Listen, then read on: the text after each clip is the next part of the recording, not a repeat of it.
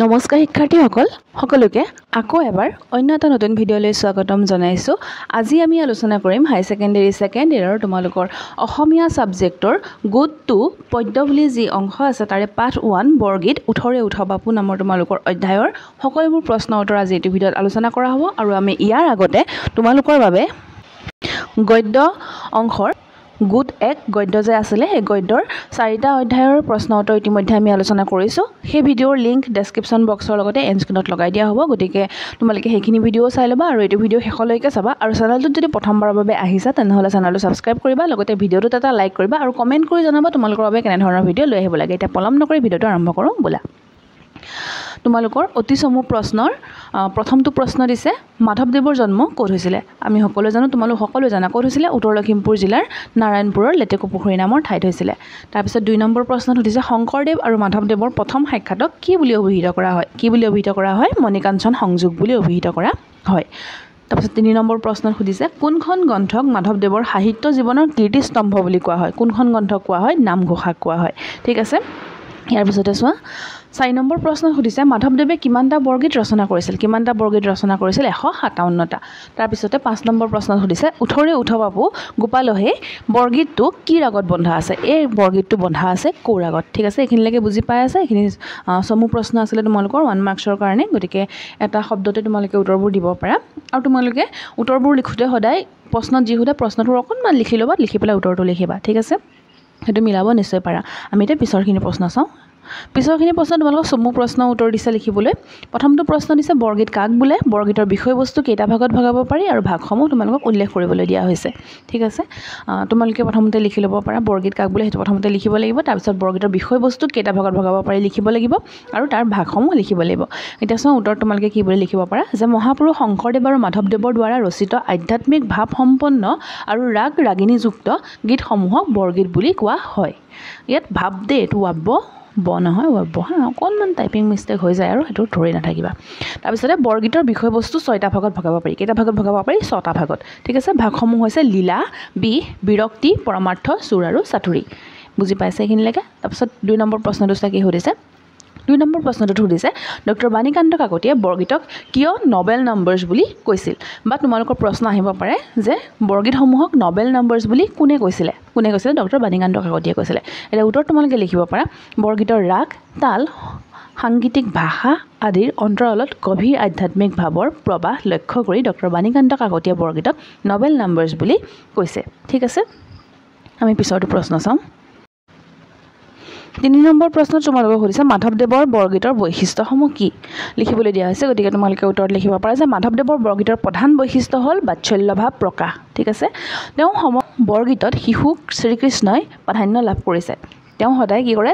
তেওঁ শ্ৰীকৃষ্ণৰ শিশু লীলাৰ ভাগটো দেখুৱায়। ঠিক, বৰগীতসমূহত তেওঁ শিশু লীলা ভাগটো প্ৰকাশ পায়। সেইকাৰণে ডক্টৰ বাণীকান্ত কাকতিয়ে বাৎসল্য প্ৰেম মাধৱদেৱৰ ভক্ত জীৱনৰ সৰ্বস্ব বুলি কৈছে। এডাল দাড়িডাল নহয় বুলি কৈছে।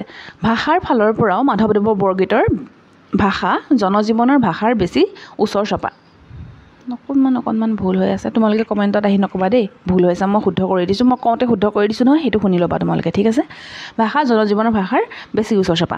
মাধৱদেৱৰ বৰগীতত ভগৱান শ্ৰীকৃষ্ণৰ শিশুকালৰ নানান ক্ৰিয়াকলাপৰ মনোমুগ্ধ বৰ্ণনাই বৰগীতসমূহক এক বিশেষত্ব প্ৰদান কৰিছে।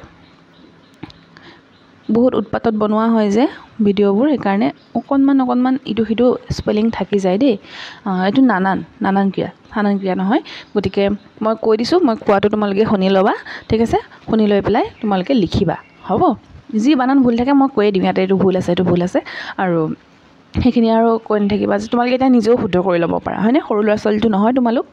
এতিয়া চোৱা 4 নম্বৰ প্ৰশ্নত কি সুধিছে সৰ্বপুৰুষৰ শিৰৰ ভূষণ বুলি কোনে কাক কৈছে?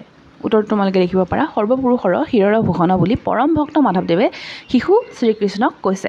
ভগৱান শ্ৰীকৃষ্ণই মানৱ ৰূপে দৈৱকীৰ গৰ্ভত জন্ম লৈ যশোদাৰ ঘৰত লালিত পালিত হৈ নানান ক্ৰিয়াকলাপেৰে তেওঁ মহিমা প্ৰকাশ কৰিছে। তেওঁৱেই ঈশ্বৰ ভগৱান সকলোৰে আদি অন্তক শ্ৰেষ্ঠ পুৰুষ। সেইকাৰণেই শিশু কৃষ্ণ হ'লেও সকলো পুৰুষৰে অৰ্থাৎ সকলো লোকৰে শিৰৰ অলংকাৰ স্বৰূপ। ঠিক আছে, আৰু এই কণতেও এইটো ক্ৰিয়া কলাপেৰে এইটো ক্ৰিয়া কলাপেৰে হয়। তাৰপিছত চাওঁ 5 নম্বৰ প্ৰশ্নত সুধিছে সিদ্ধ মুনিগণে চিন্তিয়া নাপাৱে সৌহৰি যশোৱা কোলে সিদ্ধ মুনিগণে নোপোৱা হৰিক যশোদাই কিহৰ বলত পুত্ৰৰূপে পালে বুজাই লিখা কিহৰ বলত পুত্ৰৰূপে পালে ভক্তিৰ বলত প্ৰেমৰ বলত ঠিক আছে এইখিনি ইয়াতে দিয়া হৈছে তোমালোকে চাই লোৱা 6 নম্বৰ প্ৰশ্নত সুধিছে মাধৱদেৱৰ বৰগীতক ভাৰতীয় আন গৰাকী কবিৰ লগত বা কবিৰ গীতৰ লগত তুলনা কৰিব পাৰি মহাৰাষ্ট্ৰৰ তুকাৰাম আৰু উত্তৰ ভাৰতৰ কবি সুৰদাসৰ লগত তুলনা কৰিব পাৰি আমি এতিয়া পিছৰখিনি প্ৰশ্ন চাম দীঘলীয়া প্ৰশ্ন ইয়াৰে প্ৰথমটো প্ৰশ্ন দিছে মাধৱদেৱৰ উঠৰ বাপু গোপালহে বৰগীতটোৰ মূল কথাখিনি আলোচনা কৰিবলৈ দিয়া হৈছে ধুনীয়াকৈ কৰা হৈছে চোৱা যে এই বৰগীতটোত সুন্দৰৰূপে মাতৃ যশোদাই কেনেদৰে টোপনিৰ পৰা শিশু কৃষ্ণক জগাইছে তাৰ এটা ৰূপ সুন্দৰ ৰূপ পৰিস্ফুট হৈছে ঠিক আছে আৰু যশোদাই কৃষ্ণক বাপু কমল নয়ন প্ৰাণধন আদিৰে সম্বোধন কৰি টোপনিৰ পৰা জগাইছে আৰু যশোদাই মোৰ পুত্ৰ বুলি কৃষ্ণক বুকুত বান্ধি লৈছে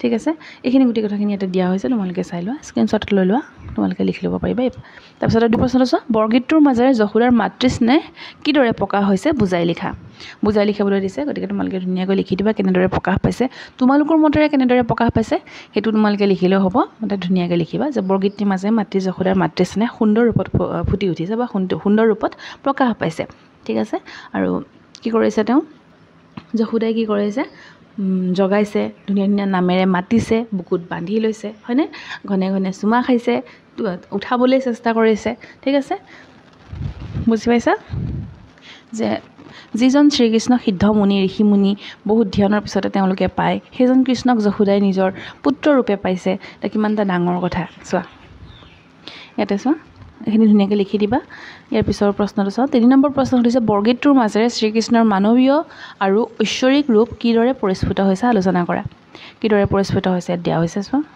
তোমালোকে স্ক্ৰীনশ্বট লৈ লোৱা লিখি ল'বা তোমালোকে কমেণ্ট কৰি মোক জনাবা বুজাই দিব লাগে নালাগে কি নালাগে তোমালোকে নক'লে মই একো বুজি নাপাম গতিকে মই যেনেকৈ বনাওঁ ভিডিঅ' মই তেনেকৈয়ে বনাই যাম তোমালোকে ক'লে তোমালোকৰ মতে বনোৱা হ'ব তোমালোকে নক'লে মই কেনেকৈ বুজি পাম তোমালোকক কি লাগে হয় নহয় তাৰপিছত চোৱা 4 নম্বৰটো হৈছে বৰগীতটিৰ মাধ্যমেৰে ভক্তি প্ৰকাশ কিদৰে ঘটিছে আলোচনা কৰা ইয়াত কৰা হৈছে লিখিব পাৰিবা তোমালোকে বুজিটো পাইছাই বৰগীতটো হয় নহয় প্ৰশ্ন উত্তৰবোৰ লিখিব পাৰিবাই তথাপিতো নোটছ বনোৱা এতিয়াৰ পৰা আৰম্ভ কৰা চোৱা এই প্ৰসংগ সংগতি দৰ্শাই ব্যাখ্যা কৰাবোৰ ভালদৰে চাই যাবা হা প্ৰশ্ন আহেই ঠিক আছে ইয়াতে দিছে ত্ৰিজগতপতি ভকতি মিলিল মুৰুখ মাধৱে বোলে আৰু পিছৰকণ নাই দিয়া এইখন ক'ৰ পৰা লোৱা হৈছে সুধিছে এনেধৰণৰ প্ৰশ্নসমূহ ধুনীয়াকৈ চাই যাবা এইবোৰ প্ৰশ্ন তোমালোকে এতিয়াই নহয় এইবোৰ প্ৰশ্ন তোমালোকে ফাইনেলৰ কাৰণে পঢ়া বুজিছানে এতিয়াৰ পৰা ফাইনেলৰ কাৰণে তোমালোকে প্ৰিপেৰেশ্যন কৰা নহ'লে পৰীক্ষা আগদিনাখন এটা ভিডিঅ' চাই গৈ